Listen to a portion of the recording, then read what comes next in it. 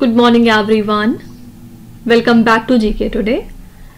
आई hope आप सब बिल्कुल ठीक होंगे और आज हम डिस्कस करेंगे 10th और 11th ऑफ मार्च के सबसे मोस्ट इम्पॉर्टेंट करंट अफेयर्स। इसके अलावा आज खास बात क्या रहेगी कि हम लोग अपना रिवीजन भी फाइनली स्टार्ट करने वाले हैं आज से, क्योंकि जो चीज़ें भी हमें पढ़नी थी, जो चीज़ें हमें कवर करनी थी, वो ऑलरेडी सैटरडे तक हम कंप्लीट कर चुके हैं। ठीक है, तो आज से हम लोग अपना current affairs along with our revision part continue करेंगे। चलिए स्टार्ट करते हैं अपना सेशन। पहला क्वेश्चन है, who won the first prize at the national youth parliament festival 2024। हाल ही में नेशनल यूथ पार्लियामेंट फेस्टिवल 2024 के दौरान किसने पहला प्राइज जीता है?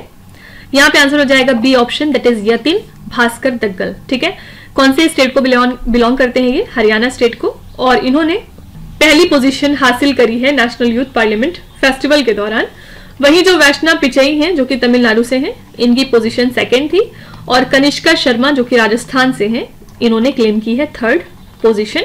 इसी के साथ एबेंडेंट टैलेंट और डेडिकेशन नेशन के अंदर हमें दिखाई देता है। ठीक है, तो पहले प्राइज किसने जीता है नेशनल यूथ पार्लियामेंट फेस्टिवल में? आंसर इज यतिन भास्कर दुग्गल, और इनका स्टेट जरूर याद रखिएगा, ये हरियाणा से बिलोंग करते हैं। यहाँ पे हमारा कीवर्ड रहेगा प्राइज, और अगली स्लाइड में हम कुछ अवार्ड्स एंड ऑनर्स के क्वेश्चन देखेंगे जो पिछले दिनों चर्चे में थे। पहला क्वेश्चन है, recently who has been selected for the Bob Jones award 2024, the US golf associations highest honour. ये यूएस गोल्फ एसोसिएशन का हाईएस्ट ऑनर है बॉब जोन्स अवार्ड, और आपको बताना है कि ये किसको प्रेजेंट किया गया है, तो your answer is Tiger Woods. ठीक है, recently who has received the Maharashtra Bhushan award 2024 in recognition of his contributions to the field of regenerative medicine. Regenerative medicine के फील्ड में या सेक्टर में महाराष्ट्र भूषण अवार्ड किसको प्रेजेंट किया गया? इनका नाम है मिस्टर प्रदीप महाजन, और ये क्वेश्चन एग्जाम में बहुत पूछा जाता है, इसलिए याद रखिएगा। ठीक है, कि इस साल का महाराष्ट्र भूषण अवार्ड प्रेजेंट किया गया मिस्टर प्रदीप महाजन जी को। Recently which ministry has been honoured with the award for best performance in accounts during the financial year 2023 to 2024। तो बेस्ट परफॉर्मेंस इन अकाउंट्स किस मिनिस्ट्री का रहा? आंसर है यहाँ पे ministry of information and broadcasting. ठीक है, recently which Indian food brand became the first to win an international taste award? यहाँ पे आपका आंसर हो जाएगा प्रसूमा। ठीक है, प्रसूमा पहला इंडिया का फूड ब्रांड है जिसने की इंटरनेशनल टेस्ट अवार्ड जीता है। Which of the following have been named the recipients of the 58th Jnanpith award? याद रखिएगा, जो 58th एडिशन का जननपीठ अवार्ड था, यानी कि इस साल का, उसके रेसिपिएंट्स जो है वो दो हैं, और उन्होंने मिलकर शेयर किया इस अवार्ड को। पहले है इसमें उर्दू के पोइट गुलजार, और सेकेंड है यहाँ पे जगत गुरु रामभद्राचार्य। ठीक है, इन दोनों को ये अवार्ड दिया गया। Recently which musician has been honoured with the Lakshmi Narayan international award? ये अवार्ड प्रेजेंट किया गया है मिस्टर प्यारेलाल शर्मा जी को। ठीक है, तो ये कुछ क्वेश्चंस हो गए जो आपको ध्यान में रखने होंगे regarding awards and honours. Recently, Ministry of Jal Shakti signed an agreement with which institute for the establishment of an international center of excellence for dams? तो हमारी जल शक्ति मिनिस्ट्री ने किस इंस्टीट्यूट के साथ एक एग्रीमेंट साइन किया हाल ही में, जिसके बाद वो मिलकर एस्टैब्लिश करेंगे एक international centre of excellence for the dams? तो मिनिस्ट्री ऑफ जल शक्ति ने ये 10 साल का मेमोरेंडम ऑफ एग्रीमेंट साइन कर लिया है Indian Institute of Science Bengaluru के साथ, और अब मिलकर ये एस्टैब्लिश करने वाले हैं international centre of excellence for dams. ठीक है, तो यहाँ पे डैम सेफ्टी के ऊपर काफी ज्यादा फोकस किया जाएगा, और आईसीईडी के तहत टेक्निकल सपोर्ट प्रोवाइड किया जाएगा, रिसर्च कुछ कंडक्ट होंगी, और ये एकेडमिक कोर्सेज भी ऑफर करेगा। ठीक है, तो ये जो मिनिस्ट्री है ये फंड करेगी सेंटर को with a grant of 118.05 crore rupees infrastructure के कंस्ट्रक्शन और मॉडर्नाइजेशन के लिए। तो ये जो एग्रीमेंट का ड्यूरेशन है ये 10 साल का है बेसिकली, या फिर जब ये डैम रिहेबिलिटेशन और इंप्रूवमेंट प्रोजेक्ट फेज 2 और फेज 3 स्कीम कंप्लीट हो जाएगी। ठीक है, तो जो चीज पहले हो जाएगी वही उसकी डेडलाइन हो जाएगी। ठीक है, तो यहाँ पे आंसर है C option, Indian Institute of Science Bengaluru. Fine, यहाँ पे हमारा कीवर्ड रहेगा सेंटर, और अगली स्लाइड में हम कुछ सेंटर्स रिवाइज करेंगे, देखेंगे कौन कौन से सेंटर्स न्यूज में आए थे। Recently, which state government collaborated with the World Economic Forum to establish an artificial intelligence center? कौन सी स्टेट गवर्नमेंट है जिसने WEF के साथ कोलैबोरेट किया है और अब वो मिलके एक AI सेंटर को एस्टैब्लिश करने वाले हैं? यहाँ पे आंसर हो जाएगा कर्नाटका स्टेट गवर्नमेंट। इन्होंने पार्टनरशिप करी है वर्ल्ड इकोनॉमिक फोरम के साथ, और अब ये मिलकर एस्टैब्लिश करेंगे state of the art AI centre को, और इसको फॉर्मलाइज कर दिया गया है through a letter of intent. और ये स्ट्रेटेजिक अलायंस है जिसका बेसिक एम क्या है? कर्नाटका को पोजीशन करना as a global hub for the artificial intelligence. इसी के साथ ये एक क्रूशल मूव रहेगा जिसमें कि आप स्टेट को इंटीग्रेट करवा रहे हैं into the global digital and technological landscape. ठीक है, तो हाल ही में कर्नाटका की स्टेट गवर्नमेंट ने कोलैबोरेट किया वर्ल्ड इकोनॉमिक फोरम के साथ, जिसके बाद ये मिलकर स्टैब्लिश कर रहे हैं एआई सेंटर को। सेकेंड है, where was the India's first national dolphin research centre inaugurated. India का पहला नेशनल डॉल्फिन रिसर्च सेंटर कहां पे इनॉग्रेट किया जा रहा है? Your answer is Patna, Bihar. Recently which state government has decided to establish a state water information centre. हाल ही में उड़ीसा की सरकार ने डिसाइड किया है कि वो एस्टैब्लिश करेंगे एक स्टेट वाटर इंफॉर्मेशन सेंटर।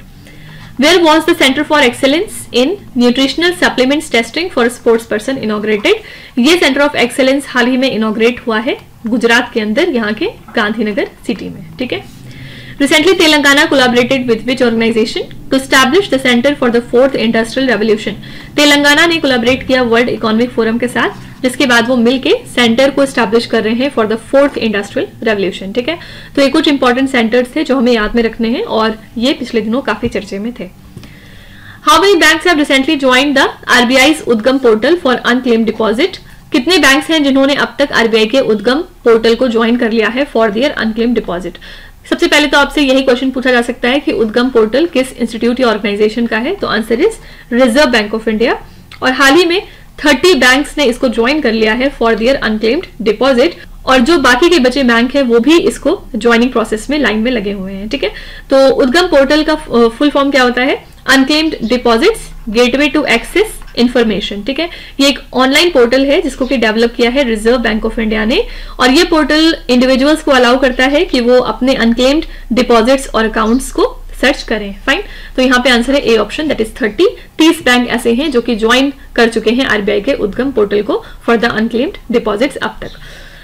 चलिए कुछ बैंकिंग करंट अफेयर्स देख लेते हैं। What is the rank of India in the World Bank's Women Business and the Law Index? इसमें इंडिया की रैंक कितनी थी? आंसर है 113। कितनी कंट्रीज के बीच में? तो आंसर है 190। ठीक है, Recently, Financial Intelligence Unit India has imposed a penalty of 5.49 crore rupees on which one of the following payment bank? तो Financial Intelligence Unit India ने पेनल्टी इम्पोज करी है पेटीएम पेमेंट्स बैंक लिमिटेड के ऊपर इतने अमाउंट की। Reason क्या था? क्योंकि पेटीएम ने कुछ नॉर्म्स को फॉलो नहीं किया था या फिर उसको वायलेट किया था। Recently, which payment bank signed a memorandum of understanding with Hindustan Zinc Limited to enhance the financial inclusion in the rural Rajasthan? हाल ही में इंडिया पोस्ट पेमेंट बैंक ने हिंदुस्तान जिंक लिमिटेड के साथ ये एमओयू साइन किया है, जिसके बाद ये फाइनेंशियल इंक्लूजन को इनहैंस करने की कोशिश कर रहे हैं रूरल राजस्थान में। Which state recently collaborated with the World Bank to set up a blended finance facility? Answer is Goa. Goa collaborate कर चुका है वर्ल्ड बैंक के साथ और अब वो मिल के सेटअप करेंगे ब्लेंडेड फाइनेंस फैसिलिटी को। रिसेंटली आईरेडा, जहां पे आईरेडा का फुल फॉर्म क्या होता है? Indian renewable energy development agency, and which bank signed a memorandum of understanding to co finance the renewable energy project? IREDA ने पंजाब नेशनल बैंक के साथ ये एमओयू साइन किया है to co finance the renewable energy project. Fine, next है Jim Corbett national park recently seen in the news is located in which Indian state? Jim Corbett national park जो आजकल चर्चे में है, ये कौन से स्टेट में लाई करता है, आपको ये बताना है। आंसर है यहाँ पे B option, that is Uttarakhand.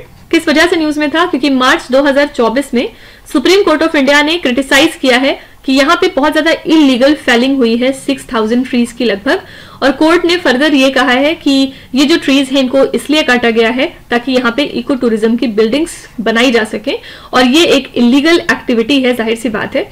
और यही रीजन है कि कोर्ट ने इसको बोला है कि ये ब्लेटेंट वायलेशन है प्रोटेक्शन एक्ट और फॉरेस्ट कंजर्वेशन एक्ट का। ठीक है, तो जिम कॉर्बेट इसी वजह से न्यूज में आया था क्योंकि यहाँ पे बहुत सारे पेड़ काटे गए हैं for the purpose of eco tourism, तो इसकी लोकेशन आपके एग्जाम में पूछी जा सकती है। आंसर है उत्तराखंड। फाइन, चलिए कुछ नेशनल पार्क्स की लोकेशन हम रिवाइज कर लेते हैं। ऐसे कुछ नेशनल पार्क्स जो पिछले दिनों न्यूज में थे उनकी लोकेशन यहाँ पे डिस्कस करेंगे। Which one of the following company recently collaborated with Mahagenco to develop the renewable energy parks in the state of Maharashtra? Mahagenco क्या है? Maharashtra state power generation company, और हाल ही में एनटीपीसी ग्रीन एनर्जी लिमिटेड ने collaborate किया है महागेनको के साथ, जिसके बाद ये रिन्यूएबल एनर्जी पार्क्स को स्टैब्लिश करेंगे महाराष्ट्र में।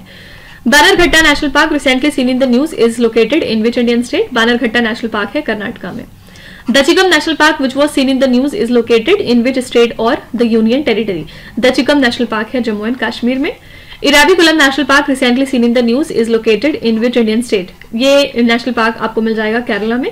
Wang national park which was seen in the news is located in which country? ये है कहाँ पे? जिम्बाब्वे में, ठीक है। और लास्ट है Bhitarkanika national park which was seen in the news is located in which Indian state? Bhitarkanika national park है ओडिशा में, ठीक है।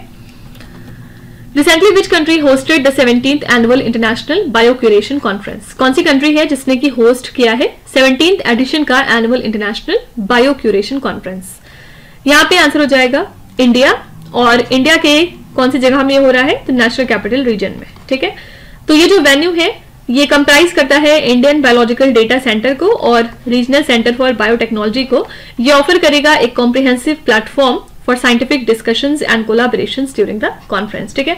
तो कौन सी जगह या कौन सी कंट्री वेन्यू रही 17th edition of annual international biocuration conference के लिए? Answer is India.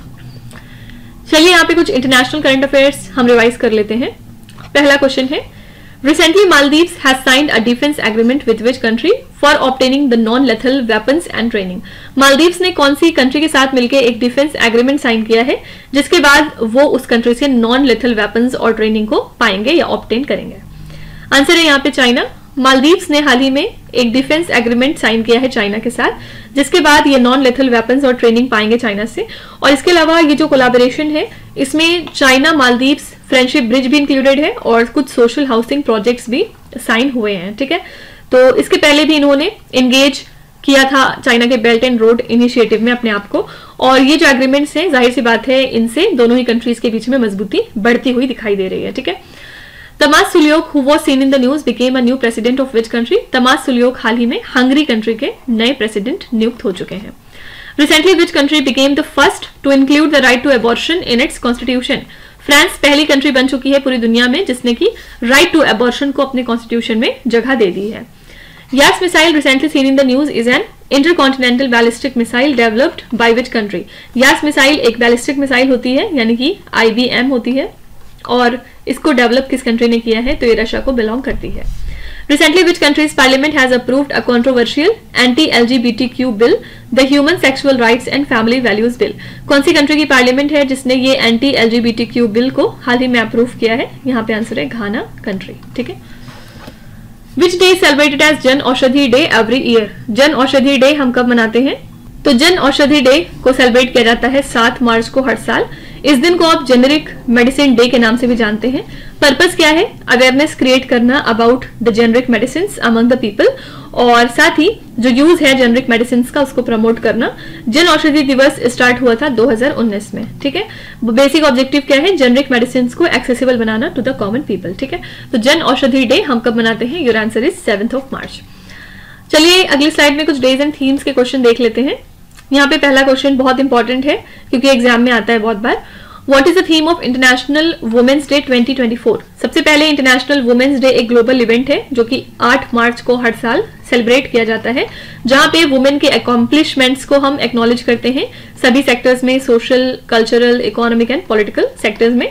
और 2024 में यूनाइटेड नेशन ने थीम क्या डिक्लेयर की इसके लिए? Invest in women, accelerate progress, ठीक है। ये पूरी थीम थी इसके लिए। यहाँ पे जेंडर इक्वालिटी के ऊपर काफी ज्यादा इंफेसिस किया गया है और ये दिन सर्व करता है as a world wide celebration of women's achievements. साथ ही एक पावरफुल कॉल टू एक्शन है वुमेन्स के राइट को एडवांस करने के लिए और उनकी अपॉर्चुनिटीज को बढ़ाने के लिए, ठीक है। Which day celebrated as the national safety day in India? National safety day हम मनाते हैं 4 मार्च को। Which day celebrated as the world wild life day? World wild life day होता है 3rd of March को। Which day is observed as the world sea grass day? ये होता है 1st of March को। Which day celebrated as the central excise day in India? Central excise day होता है 24 फरवरी को, ठीक है। Which state government recently issued a notification declaring the Orans mean sacred groves as a deemed forest? कौन सी state government है जिसने हाल ही में एक नोटिफिकेशन जारी करी है जिसके बाद ओरांस को डीम्ड फॉरेस्ट के तौर पे डिक्लेयर कर दिया गया है? यहाँ पे आंसर है सी ऑप्शन, राजस्थान। राजस्थान की स्टेट गवर्नमेंट ने डिक्लेयर किया है ओरांस को एज द डीम्ड फॉरेस्ट, जिसके बाद कम्युनिटी डिवेलपर्स को एक वार्निंग सिचुएशन दी गई है। ओरांस बेसिकली बहुत सैक्रेड माने जाते हैं, बायोडाइवर्सिटी विद वाटर बॉडीज में ज्यादातर पाए जाते हैं और ये कम्युनिटी मैनेज्ड फॉरेस्ट होते हैं जहां पे सस्टेन करते हैं ये ट्रेडिशनल वाटर रिसोर्सेज को, ठीक है। तो ये जो एरियाज होते हैं सर्व करते हैं as the vital spaces for hurdles, communal gatherings, festivals and daily resource extraction. तो ये जो नोटिफिकेशन है इसने कंसर्न रेज कर दिया है about the potential loss of access to this essential forest produce for the villagers, right. तो हाल ही में राजस्थान की सरकार ने एक नोटिफिकेशन जारी करी है जिसके बाद ओरांस को डिक्लेयर किया गया है एज द डीम्ड फॉरेस्ट। चलिए कुछ स्टेट करंट अफेयर्स देख लेते हैं।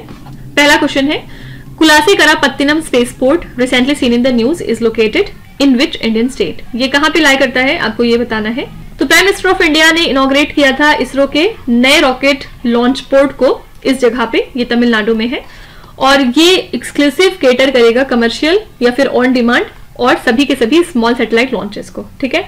क्योंकि कमर्शियल लॉन्चेस जो है वो काफी ज्यादा बढ़ते जा रहे हैं due to the new space sector policy. तो सेकेंड लॉन्च पोर्ट का बेसिक एम है कि जो बर्डन पड़ रहा है सतीश धवन स्पेस सेंटर के ऊपर वो कम हो सके, क्योंकि सतीश धवन स्पेस सेंटर को अब जो है डेडिकेट किया जाएगा लार्ज मिशंस के लिए, और जो भी स्मॉल सैटेलाइट लॉन्चेस होंगे वो इसी स्पेस पोर्ट से कंडक्ट कराए जाएंगे, ठीक है। तो यहाँ पे आंसर है Tamil Nadu. CSIR, Indian Institute of Petroleum, has signed a memorandum of understanding with which state to deploy the technology of making the fuel from pine needles।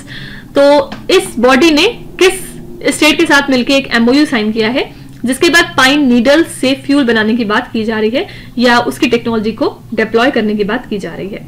Answer है यहाँ पे उत्तराखंड स्टेट। और इस एग्रीमेंट के थ्रू दो टेक्नोलॉजीज को implement किया जाएगा ग्रास रूट लेवल पे जाके चंपावत में। एक तो ये हो गई कि ब्रिकवेटिंग यूनिट को बनाया जाएगा जिसकी कैपेसिटी होगी 50 kgs per hour based on pine needles, और दूसरी होगी 500 units of improved cook stove for the rural house hold, ठीक है। तो ये MOU साइन किया है उत्तराखंड स्टेट के साथ। Which state recently launch the India's first government backed OTT platform. Kerala state ने हाल ही में लॉन्च किया है इंडिया का पहला government backed OTT platform. Recently which state has launched the state window remarriage promotion scheme. ये स्कीम है झारखंड स्टेट की। विच state government recently approved the green hydrogen policy. Green hydrogen policy को किस स्टेट गवर्नमेंट ने हाल ही में अप्रूव किया है। आंसर है Uttar Pradesh. Pars 1 satellite recently seen in the news is launched by which country. Pars 1 satellite किस कंट्री का है आपको ये बताना है। यहाँ पे आंसर हो जाएगा सी ऑप्शन, ईरान। ईरान ने लॉन्च करी है अपनी डोमेस्टिकली डेवलप्ड पार्स 1 सैटेलाइट को ऑर्बिट के अंदर using the Russian Soyuz 2-1B launcher from the Russia. और ये सैटेलाइट डिजाइन किया गया है for remote sensing and imaging of Iran topography. ये ऑर्बिट करेगा 500 किलोमीटर्स पे अर्थ के ऊपर जाके, और ये हाई रेजोल्यूशन इमेजेस प्रोवाइड करेगा, ठीक है। तो जो सक्सेसफुल डिप्लॉयमेंट है इसका वो अंडरस्कोर कर रहा है use of the X band link को, जिससे कि डेटा ट्रांसमिशन कैपेबिलिटीज इनहैंस होंगी सैटेलाइट कम्युनिकेशन में, ठीक है। तो पार्स 1 सैटेलाइट किसका है, your answer is C option, that is Iran. चलिए कुछ सैटेलाइट रिलेटेड न्यूज देख लेते हैं। पहला है, recently which country conducted a direct ascent anti-satellite test by destroying an old satellite। तो हाल ही में रशिया ने कंडक्ट किया है एक direct ascent anti satellite test को, एक पुराने सैटेलाइट को डिस्ट्रॉय करके, ठीक है। और इस टेस्ट को बहुत ज्यादा क्रिटिसाइज किया है यूएसए ने, उन्होंने इसको पसंद नहीं किया है। Recently, NASA and which countries space agency have joined to launch the world's first wooden satellite। दुनिया का पहला वुडन सैटेलाइट लॉन्च होने जा रहा है। इसका नाम मैंने आपको पहले भी बताया है, जरा कमेंट्स में इसका नाम मेंशन करिएगा। और इसके लिए कौन सी दो स्पेस एजेंसीज ने कोलैबोरेट किया है, नासा और जापान की स्पेस एजेंसी जक्सा ने, ठीक है। Which Middle Eastern country recently launched the Mahada, Kayhan 2 and Hateef 1 satellites as seen in the news। ये सारे के सारे सैटेलाइट्स किसके हैं, answer is Iran. Suraya satellite which was seen in the news is launched by which country। Suraya satellite है Iran की। Einstein probe, a new astronomical satellite, was recently launched by which country। Einstein probe एक नया astronomical satellite है और ये किस country का है, तो your answer is China, okay। Where was the 54th DG level BGB BSF border conference held। ये कॉन्फ्रेंस कहाँ पे हुई है आपको ये बताना है। तो ये कॉन्फ्रेंस हुई है बॉर्डर गार्ड बांग्लादेश के हेडक्वार्टर्स में, कहाँ पे, ढाका में, from 5th to 9th of March, ठीक है। और इस इवेंट को ऑर्गेनाइज किया है बीजीबी की बॉर्डर फैमिली वेलफेयर एसोसिएशन ने बॉर्डर ऑफिसर्स लेडीज क्लब के साथ मिलकर, ठीक है। तो इसके लिए वेन्यू क्या है, answer is a option, that is Dhaka. चलिए कुछ कॉन्फ्रेंसेस देख लेते हैं, समिट्स एंड कॉन्फ्रेंसेस जो न्यूज में थे। पहला क्वेश्चन है, recently which country hosted the 17th edition of annual international biocuration conference. इस कॉन्फ्रेंस को होस्ट किया है इंडिया ने, ठीक है। ये क्वेश्चन ऑलरेडी हम पीछे कर चुके हैं। Recently, where was the 13th edition of Ministerial Conference of the World Trade Organization held? ये कॉन्फ्रेंस हुई थी अबू धाबी में। Which country recently hosted the Ukraine Reconstruction Conference? Your answer is Japan. Where was the 60th Munich Security Conference held? ये जो conference है ये कहाँ हुई है? आंसर है Germany. Where was the 7th Indian Ocean Conference held? ये conference हुई है ऑस्ट्रेलिया में. और लास्ट है, Where was the first National Conference on Promotion of Seaweed Cultivation held? ये कॉन्फ्रेंस हुई है कच्छ में. कच्छ कहाँ है? गुजरात में. ठीक है. लास्ट क्वेश्चन है, Majuli manuscript painting recently seen in the news is associated with which Indian state? ये पेंटिंग किस स्टेट से रिलेटेड है आपको ये बताना है. तो ये पेंटिंग एक ट्रेडिशनल आर्ट फॉर्म होती है जो कि 16th सेंचुरी में हम देखते हैं in the state of Assam, और हाल ही में इसको जीआई टैग मिल गया है. इसी वजह से ये प्रोडक्ट इंपॉर्टेंट हो जाता है. इस पेंटिंग को क्रिएट किया जाता है ऑन द सांची पैक्ट. ठीक है, क्या जो सांची ट्री या फिर अगर ट्री होता है उसको यूज करके.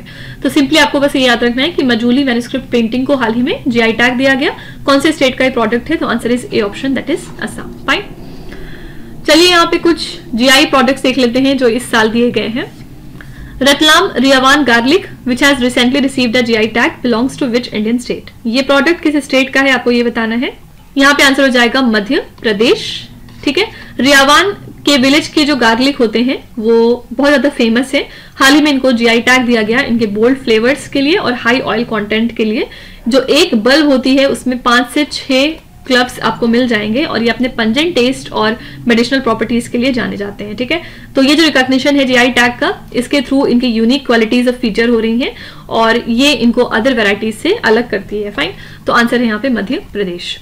नराजपुर crochet lace which has recently received a GI tag belongs to which Indian state? ये प्रोडक्ट है आंध्र प्रदेश का और इसके बारे में हमने कल पढ़ा था. Risa textile which has recently received a GI tag belongs to which Indian state? Risa textile है त्रिपुरा स्टेट का. ठीक है. Rupa Tarkasi silver filigree which has recently received a GI tag belongs to which Indian state? Your answer is Odisha. Kachchhi Kharek dates यानी कि एक variety है dates की which has recently received a GI tag belongs to which Indian state? ये product आपको मिल जाएगा गुजरात में. Red ant chutney which has recently received a GI tag belongs to which Indian state? Red ant chutney Odisha का product है. Wancho wooden craft which has recently received a GI tag belongs to which Indian state? ये product है अरुणाचल प्रदेश का. ठीक है. तो ये सभी क्वेश्चंस हमने कवर कर लिए इसी के साथ. लेकिन एक क्वेश्चन और मैं यहाँ पे आपको बताना चाहूंगी जो आपके एग्जाम में आ भी सकता है. एक्चुअली इंडियन गवर्नमेंट ने in consultation with election commission of India क्या किया है, जो मिनिमम एज होती थी सीनियर सिटीजन्स के लिए कि वो पोस्टल बैलेट्स का यूज कर सकें, उसको इंक्रीज कर दिया है. पहले ये एज थी 80 ईयर्स, लेकिन अब इसको बढ़ा के इन्होंने 85 ईयर्स कर दिया है और अब ये इफेक्ट में भी आ चुका है. यानी क्या मतलब है इसका? देखिए, इंडिया का जो इलेक्टोरेट है यानी कि कितने लोग इलेक्शन में हिस्सा लेते हैं वो 96.88 करोड़ है, जिसमें से 1.85 करोड़ सिटीजन ऐसे हैं जो कि 80 प्लस हैं. ठीक है. तो इनमें से अब जो सीनियर सिटीजन एलिजिबल होंगे फॉर पोस्टल बैलेट वोटिंग वो 85 प्लस होंगे, ना कि 80 प्लस. फाइन. और इसी के साथ जो पहले इनका थ्रेशोल्ड था 80 इयर्स का वो रिप्लेस हो चुका है. और यहाँ पे ऐसा करने का बेसिक पर्पस क्या है? इलेक्टोरल कन्वीनियंस को इनहांस करना for the elder people. Okay. आपसे पूछा जा सकता है कि minimum age for the senior citizens कितनी है जो कि एलिजिबल है for voting by postal ballot? Answer is 85 years. Okay. तो इसी के साथ हमने आज के सभी इंपॉर्टेंट करंट अफेयर्स कवर कर लिए. आई होप कि आपने सेशन को एंजॉय किया होगा. बहुत दिनों के बाद हमने अपना रिवीजन भी स्टार्ट कर दिया है, तो आई होप कि आपको ये भी पसंद आ रहा होगा. अपना रिव्यू जरूर लिखा करिए कमेंट्स में, जिससे कि हमें पता चलता रहे कि आप कितना सीख रहे हैं, या फिर कोई अगर इंप्रूवमेंट आपको फील होता है तो आप वो भी लिख सकते हैं. हमारी टीम उसको इम्प्लीमेंट करने की पूरी कोशिश करेगी. चलिए फिर आपके क्विज पे चलते हैं, जहां पे स्क्रीन पे आपको 5 क्वेश्चंस दिखाई दे रहे होंगे. ये क्वेश्चंस ऑलरेडी हम पीछे कहीं ना कहीं डिस्कस कर चुके हैं. यहाँ पे आपको वीडियो को पॉज करना है, हर क्वेश्चन को ध्यान से पढ़ना है और इसमें से आपको जितने भी आते हैं आप उनका जवाब कमेंट्स में मेंशन कर सकते हैं. जो नहीं आते उसके लिए बिल्कुल भी परेशान होने की जरूरत नहीं है. विथ टाइम डेफिनेटली आपका स्कोर इंप्रूव करेगा. बस आपको हमारे साथ कंसिस्टेंट और परसिस्टेंट रहने की जरूरत है. So that's it for today. I hope you have like the session. आज का सेशन आपको कैसा लगा आप जरूर बताइएगा कमेंट्स में. साथ ही साथ आपका कोई भी रिव्यू है, फीडबैक है या फिर सजेशन है तो वो भी आप हमें बता सकते हैं. हमें जानकर खुशी होगी और हम पूरी कोशिश करेंगे उसको इम्प्लीमेंट करने की. तो कल फिर हम मिलेंगे सेम टाइम सेम जगह कल के करंट अफेयर्स के साथ. Till then stay tuned. Thank you so much for watching and please do not forget to subscribe to GK Today. With this, Meeraj Hadsana signing off.